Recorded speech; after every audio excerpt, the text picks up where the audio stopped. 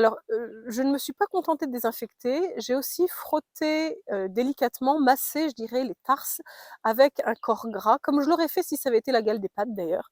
Bonjour les néo-campagnards. Alors aujourd'hui je vous parle des petits bobos de mes poules, coqs et poussins. J'ai eu quelques petites mésaventures, heureusement pas dramatiques, enfin du moins jusqu'à présent, j'espère que ça va durer. Je vous avais dit dans la dernière vidéo que je faisais la poussinière et je vous ai montré comment je l'avais fabriquée, donc ça y est, elle est faite, il n'y a pas de souci. J'ai installé mes poussins dedans, ils sont avec leur éleveuse toujours, c'est-à-dire le panneau chauffant, dont ils ont de moins en moins besoin, mais je préfère leur laisser encore pour le moment, surtout la nuit, puisque maintenant ils se retrouvent dans la cabane, donc ils sont quand même davantage dehors, on va dire, même si c'est quand même très bien abrité évidemment. Et puis j'ai fait le choix de leur ouvrir et de leur préparer un petit enclos fermé et sous forme de volière en fait à l'extérieur, de façon qu'ils soient protégés des rapaces, puisque c'est quand même venant des airs qu'il y a le principal danger pour les poussins à leur âge. Donc j'avais préparé tout ça. Et en fait, eh bien, quand j'ai mis les poussins dehors, je me suis rendu compte déjà que la cage que j'avais prévue pour l'extérieur n'était pas du tout adaptée puisqu'ils pouvaient passer entre les barreaux. Donc j'avais tout faux, j'ai donc à l'arrache mis un petit filet autour mais qui n'a fait que moyennement l'affaire. Bref, ce n'était quand même pas extraordinaire. Et puis surtout, je me suis rendu compte que tout excités qu'ils étaient d'être à l'extérieur, ils n'ont pas du tout eu le réflexe de retourner à l'intérieur quand ils avaient trop chaud ou quand ils avaient soif. Alors qu'évidemment l'accès était totalement libre. Et quand j'ai réalisé qu'il ne rentrait pas tout seul, il était déjà un petit peu tard, heureusement pas trop quand même, puisque j'ai vu un poussin qui avait l'air vraiment mal. Je pense qu'il souffrait d'une insolation, en tout cas il commençait à être déshydraté. Il était abattu, les ailes pendantes qui touchaient presque le sol, ce qui n'est pas du tout normal, il ne bougeait plus et il commençait à fermer les paupières tout en étant debout, ce qui est quand même très mauvais signe. Donc j'ai ramené tout le monde à l'intérieur et puis je les ai laissés enfermés au frais, du coup, avec toujours le panneau chauffant. Et je pense que voilà, il était temps, je n'ai pas été suffisamment prudente la première fois qu'ils sont sortis. Donc depuis, je les ai de nouveau ressortis, mais en faisant exprès de les rentrer assez tôt quand même, de ne pas les laisser toute la journée dehors tant qu'ils n'ont pas eux-mêmes le réflexe de rentrer. Et alors, à l'intérieur, évidemment, ils avaient de l'eau, de la nourriture. Et comme c'est quand même un choc pour eux de se retrouver dans cette poussinière extérieure, j'ai mis de l'eau magique pour les poussins, c'est-à-dire une boisson qui va rebooster un petit peu leur système immunitaire.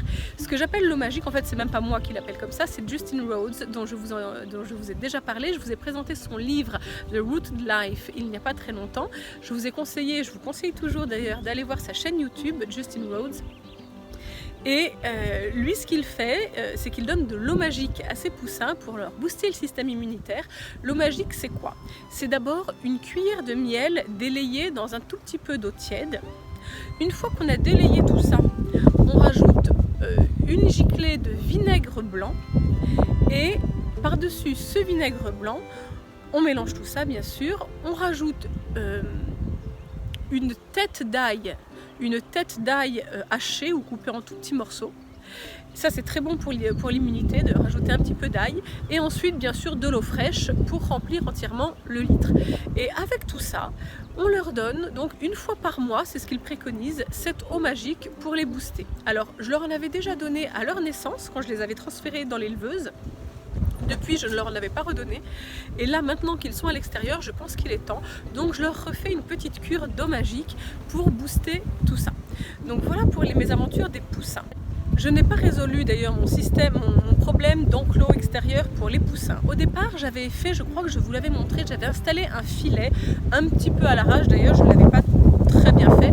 J'avais installé un filet pour qu'ils puissent être à l'abri. En fait, c'était une très mauvaise idée. Mon filet était de mauvaise qualité, ça se voyait et c'était pas une surprise. J'avais pris un premier prix, donc forcément quand on prend un premier prix, faut pas s'attendre à avoir quelque chose d'extraordinaire. On n'en a jamais plus que pour son argent. Donc c'était un mauvais calcul. J'ai mis un mauvais filet et ce filet était tellement fin en fait que des lapins l'ont très facilement grignoté. Donc en fait il avait des trous partout, il ne faisait plus du tout son job. Donc je l'ai retiré. C'est à ce moment-là que j'ai voulu remplacer par ma petite cage métallique en me disant c'est beaucoup plus petit mais bon au moins ils prendront l'air. Sauf que les barreaux n'étaient pas adaptés et les poussins passent au travers. J'ai donc très vite fait enrubanner ma cabane métallique avec mon ancien filet de mauvaise qualité pour dire les deux ensemble ça le fera, sauf qu'en fait non, ça le fait pas. Et vous avez donc là un excellent exemple de choses faites à l'envers, un chantier fait à l'envers et où rien ne fonctionne parce qu'en fait si on ne fait pas les choses dans l'ordre avec un minimum de qualité, forcément ça ne fonctionne pas. Toujours est-il que là je vous ai parlé du soin au poussin avec l'eau magique et je vous avais promis dans une précédente vidéo de vous parler également de mon coq. Il y a du vent là. Bon, je vous montre le coq dans un instant. Juste avant, pensez à vous abonner à la chaîne pour ne rien louper. Je vous raconte évidemment l'installation de la ferme au fur et à mesure. Bon, quand j'ai pas de problème de connexion, j'arrive à vous mettre en ligne 2 vidéos par semaine. Donc n'hésitez pas, abonnez-vous, comme ça vous suivrez l'évolution. Et puis si ça peut vous inspirer, c'est encore mieux. Et surtout, si vous pouvez, vous, de votre côté, me donner des conseils, et ben, c'est vraiment génial. Donc je continue, je vous montre le coq.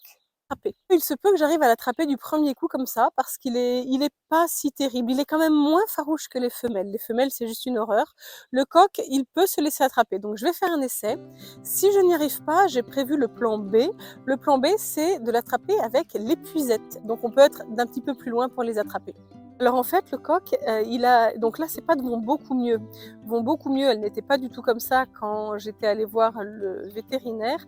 Il avait, en plus de ces croûtes que vous voyez là, qui sont des croûtes de sang finalement, hein, tout simplement. C'est vraiment là les croûtes de bobo quand le gamin tombe et se fait mal au genou. Hein. Là, c'est vraiment ça. Mais avant, il n'avait pas que ces croûtes-là. Il avait déjà des croûtes de sang comme ça, mais il avait aussi des croûtes blanches qui tombaient un petit peu en poudre quand je les frottais.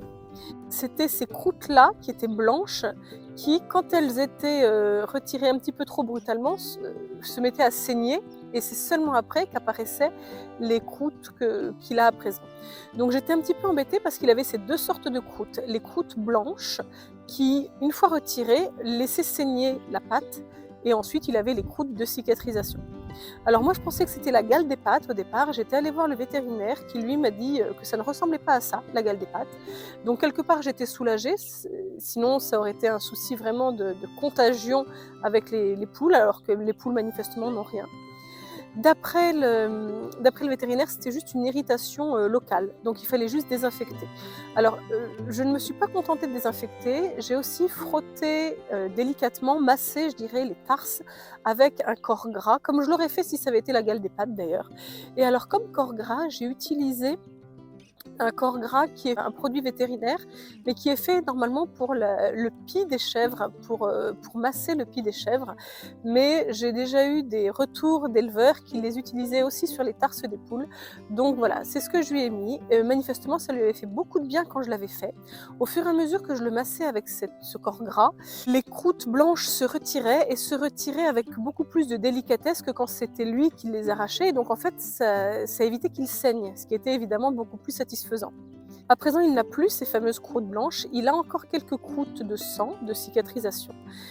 Je préfère les masser aussi parce que quand il se les retire tout seul, elles saignent. Donc je vais essayer de faire ça tout en douceur. Avec le corps gras, ça devrait être plus facile. Et puis, une fois que c'est retiré, comme c'est quand même à vif, je désinfecte avec de la bétadine, tout simplement. Avec une petite dosette de bétadine que je réserve pour les soins vétérinaires. Une fois que ça c'est fait, je le remets dans l'enclos avec ses poulettes et c'est reparti pour un tour.